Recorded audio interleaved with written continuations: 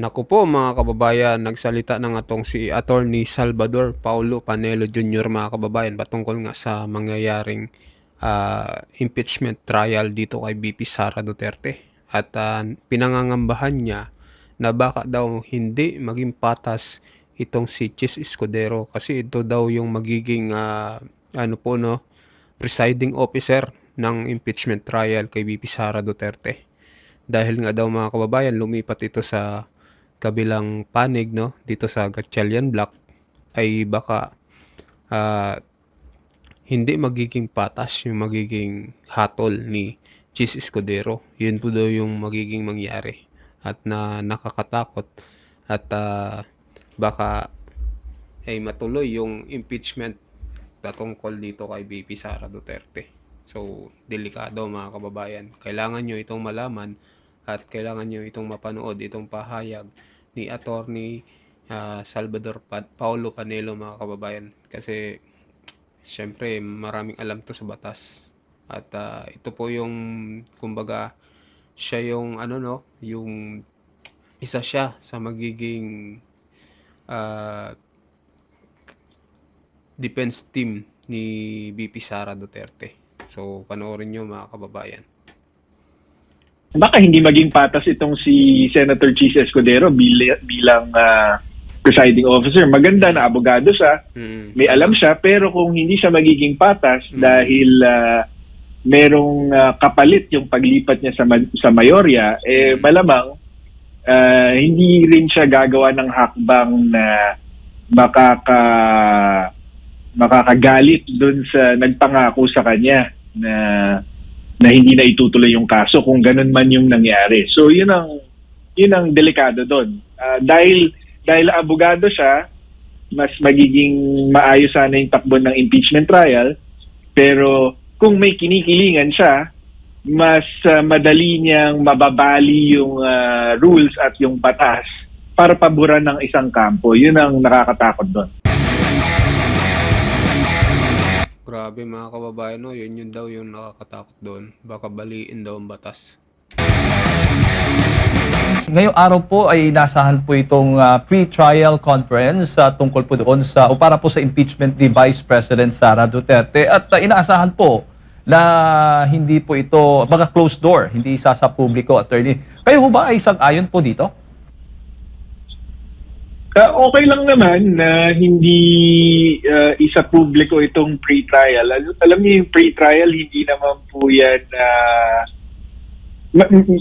medyo may pagka-technical po yung pre-trial. Bale po, meron pong buod yan. Magbibigay ng buod ng kanilang kaso, yung bawat panig. Tapos ipapahayag nila yung listahan ng mga witness nila, pati yung mga ebidensyang balak nilang ipresenta. Tapos sisikapin naman ng hukom sa pagkakataon na ito, yung Senate Impeachment Court, sisikapin itong paiksiin yung mga issues na dapat pag-usapan or kung may mga aligasyon na hindi na kailangan dapat patunayan kasi pwede namang aminin ng kabilang panig. Yun yung purpose ng pre-trial. So baka tingin ko hindi na kailangan ipakita to sa publiko. At inaasahan ho ba natin, attorney, na dapat yung magkamilang kampo ay present, lalo na itong si Vice President Sara Duterte during the pre-trial? Ay, hindi naman po kailangan. Actually, sa korte, sa ordinaryong korte, kailangan mag-appear nung mga principal parties dun sa pre-trial, except kung pwede naman po silang ma-representa kung may special power of attorney. Hindi ko po masyadong familiar yung rules ng Senate Impeachment Court kung required mag-appear yung akusado.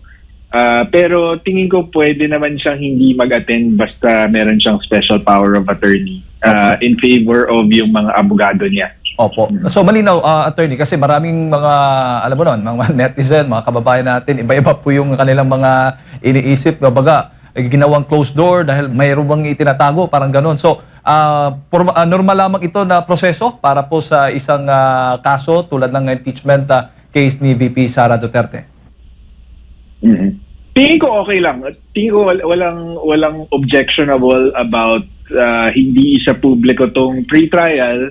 At saka madali namang kapag merong objection or hindi may napansin yung kahit sinong kampo na hindi magandang nangyari doon sa pre-trial, I'm sure irereklamo nila to or isasangguni naman nila to sa Senate Impeachment Court sa unang pagdinig sa July 6. Opo. So kung merong hindi patas na nangyari doon sa pre-trial, lalabas naman yan. Opo. Attorney, sa panayam po ni Senator or kay Senator Ping Lacson na kahapon sa Senado, sinabi po niya na isa po sa mga posible pong gagawing presiding officer sa impeachment trial ni VP Sara Duterte ay ito pong si Senator Cheese Escudero.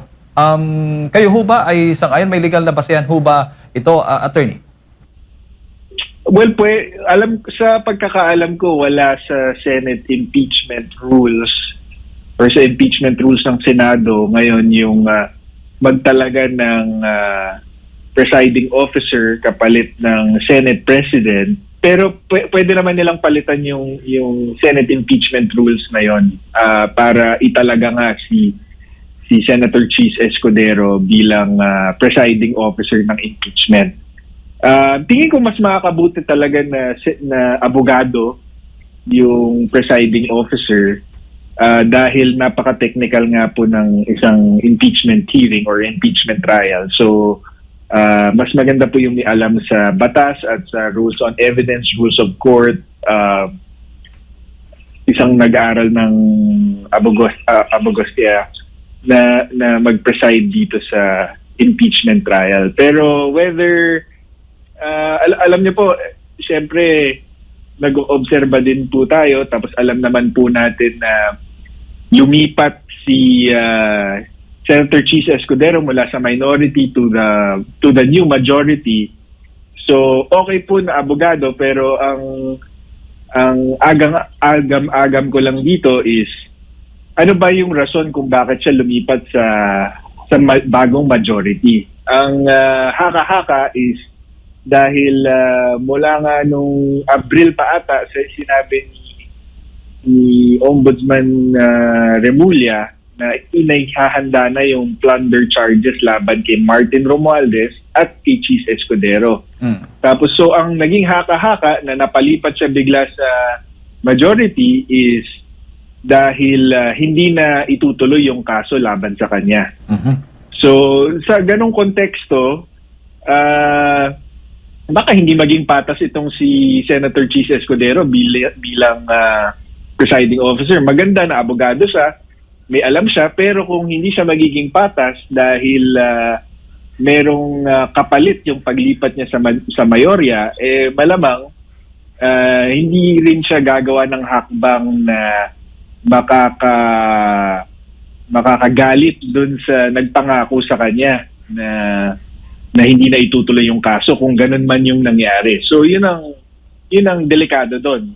Dahil abogado siya, mas magiging maayos sana yung takbo ng impeachment trial, pero kung may kinikilingan siya, mas madali niyang mababali yung rules at yung batas para paboran ng isang kampo. Yun ang nakakatakot doon. So ang malinaw nito, attorney, bago sila talaga na isang bagong presiding officer, dahil sa kasalukuyan ang alam natin, ang Senate President lamang ang nakasaad na siyang ituturing na bilang presiding officer. Pero kung may resolusyon, kung hindi ako meron na nga, kasi kamakailan lamang si Senator Mig Zubiri, mayroong resolusyon yun eh. Yun yung punto doong kanyang resolusyon na hindi lamang si Senate President ang pwede pong mag-presiding officer, kundi maging sino po sa mga senador, basta may majority votes po, ay po pwede po maging presiding officer sa impeachment trial. So kailangan munang baguhin ang rules na yan ng Senate Impeachment Court o ng Senado lang mismo, attorney? Kailangan ba sila mag-convene as Senate Impeachment Court para pagbotohan po yung o yung pag-amyenda ng rules po nila? Hindi ko masagot 'yan ng with certainty, Jade. Pero kailangan nila magbotohan. Kailangan nilang magbotohan, kailangan nila palitan yung rules. Hindi lang ako sigurado if kailangan nilang palitan ito bilang Senate Impeachment Court or bilang sa plenaryo, bilang Senado. Tingin ko siguro sa Senado lang kasi ang nag-approve ng Senate Impeachment Rules hindi naman yung Senate Impeachment Court kundi yung Senado mismo. Opo. So, yeah, but ang malinaw is kailangan muna nilang palitan yung rules at italaga si Senator Chis Escudero bago siya pwedeng mag-preside over the impeachment. Opo. Yun mga kababayan, matindi itong pahayag ni ni Attorney Panelo. Ako, kayo mga kababayan, pabor ba kayo na si Chis ang maging presiding officer nitong impeachment trial na gaganapin sa July 6 mga kababayan? Palagay nyo ba magiging patas ang magiging hatol ni Chis Escudero o hindi? So mag-comment kayo mga kababayan, mag-like at mag-subscribe sa ating video, at sa mga bagong pasok dyan, pa-subscribe din po ng ating channel. Maraming salamat po.